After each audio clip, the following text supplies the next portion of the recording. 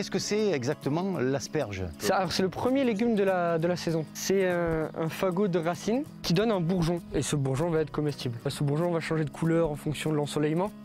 C'est-à-dire qu'au plus elle verra le soleil, au plus elle va devenir verte. Une asperge verte, on va quasiment pas faire d'andins pour la faire pousser, pour qu'elle devienne de plus en plus verte, quoi. Les asperges violettes, allons voir les andins, mais on va les ramasser une fois qu'elles sortent un peu plus. D'accord. Et après les asperges blanches, on essaye de faire en sorte qu'elles voient le moins possible le soleil pour qu'elles restent bien blanches. Oh Manu, regarde, j'en ai trouvé deux. Alors voilà, celles-là, elles sont vertes parce que je les ai un peu trop laissées voir le soleil. On plante bien la gouge, là ça a craqué. Tu te sers d'une gouge, c'est ça, c'est ça. Et là voilà, la partie qui n'a pas vu le soleil est bien blanche. Oui, oui. Et celle que j'ai laissée un peu plus, elle est bien verte.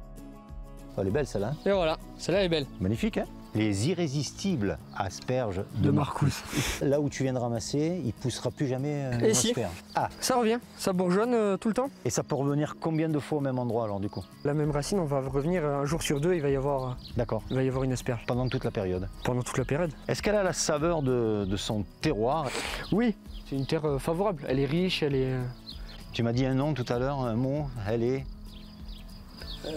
limoneuse, voilà. limoneuse. C'est ça. Qu'est-ce que ça veut dire limoneuse? Limoneuse, bah, c'est un peu de la terre de rivière. Ce que recherchent un peu les maraîchers, c'est ni trop dur, ni trop drainant, quoi. C'est l'une des plus riches, elle a beaucoup d'humus. Les différentes saveurs des asperges. Alors la blanche va être plus douce, un petit goût de noisette. La violette, Un peu moins doux que la blanche. elle a un peu plus de caractère. Voilà, c'est ça.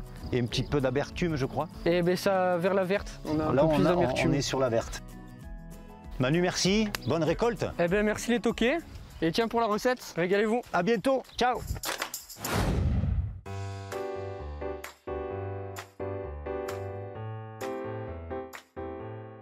Salut Jeanne. Salut Bruno. Jeanne, c'est la saison des asperges. Chouette. Qu'est-ce qu'on pourra faire? On va faire une recette simple, des asperges, de l'ail frais, des oranges et un petit peu d'huile maturée. On va commencer simplement, on va couper les asperges, on va prendre juste les pointes. On va les faire blanchir dans une eau très salée. Surtout, cette partie, vous la jetez pas. Cette partie-là, vous pouvez la faire en purée ou en flan. Et la partie du bas, vous pouvez la faire infuser pour faire une panna cotta par exemple. Mais oui, On utilise tout, on ne on jette jette rien. Alors, nos asperges. Hop, on les plonge dans l'eau glacée. Oui, pour fixer la couleur. la chlorophylle, ouais, tout à fait. Après, donc, on va s'occuper de l'ail frais. L'ail frais, on va le faire en purée. Donc pour ça, vous prenez un petit morceau de papier aluminium. On va mettre l'ail frais, Ok. du sel, De l'huile de d'olive. l'huile d'olive, bien sûr, évidemment. Et au four à 180 degrés pendant, allez, 40 minutes. D'accord. Voilà. Et après, on aura la purée.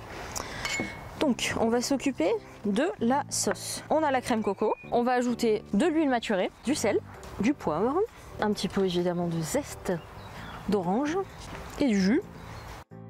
On va ajouter du citron. Ben, on va dresser, Mais oui. Bruno. Pardi. C'est parti. On va commencer par les asperges. On va ajouter notre sauce. Après, on va ajouter l'ail frais, donc on a fait en purée Eh oui. et qu'on a mis en pipette. C'est ça. Un petit peu encore d'huile maturée et une petite fleur de ciboulette qu'on a trouvée dans le jardin. Alors là, les amis, ben vous savez quoi? On va goûter. Un peu de sauce.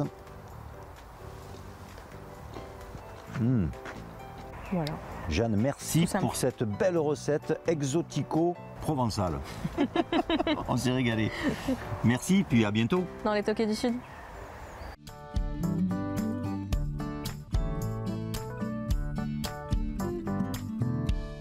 L'Agence de développement des Alpes de Haute-Provence vous a présenté les Toquets du Sud.